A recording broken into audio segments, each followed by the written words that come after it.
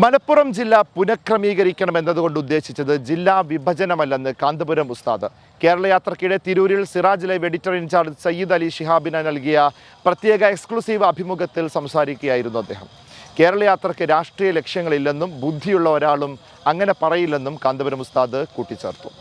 ഉസ്താദ്, ഇപ്പം യാത്ര ഓരോ സ്ഥലത്തേക്ക് എത്തുമ്പോൾ, ഓരോ ജില്ലയിലേക്ക് എത്തുമ്പോൾ ആ ജില്ലയിലെ പ്രധാനപ്പെട്ട വിഷയങ്ങളാണല്ലോ പരിഗണിക്കുന്നത്.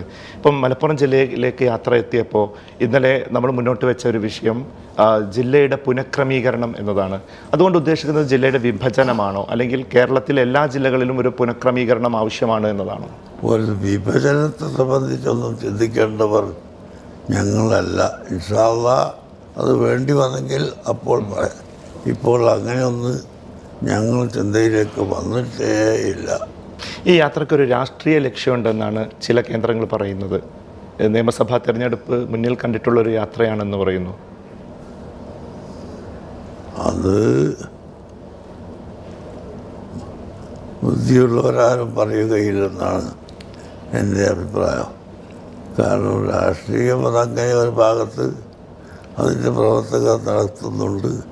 ഞങ്ങൾ ഇതുവരെയും ഒരു രാഷ്ട്രീയത്തിന് വേണ്ടി പ്രഖ്യാപിക്കുകയോ പിന്താങ്ങുകയോ എതിർക്കുകയോ ഒന്നും ചെയ്തിട്ടില്ല എന്ന് ഈ രാജ്യത്തുള്ള മുഴുവൻ ജനങ്ങൾക്കും അറിയാവുന്നത് കൊണ്ട് ഈ യാത്ര ഒരിക്കലും ഈ രാഷ്ട്രീയമായി എന്തെങ്കിലും നേട്ടത്തിന് വഴിയോ കോട്ടത്തിന് വേണ്ടിയോ ആണ് എന്ന് പറയാൻ നല്ല ചിന്തിക്കുന്ന ഒരാൾക്കും സാധിക്കുകയില്ല.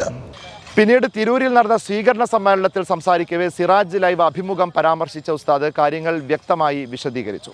ഇന്ന് എന്നോട് ഒരു പത്രപ്രവർത്തകൻ വന്ന് പറഞ്ഞു, നിങ്ങളെ ഈ പരിപാടി കണ്ടാൽ മലപ്പുറം ജില്ലനെ തന്നെ രണ്ടാക്കി 2 ജില്ല ഉണ്ടാക്കണമെന്ന് ഞങ്ങൾക്ക് തോന്നുന്നത് എന്ന് പറയുകയുണ്ടായി.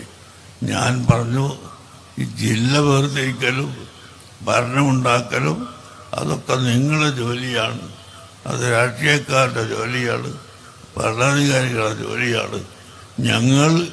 ഞങ്ങളുടെ പ്രവർത്തന ആ വിഭാഗത്തിൽ നമ്മളായി പോകരുത് എന്ന് മാത്രം ഓർമ്മപ്പെടുത്തി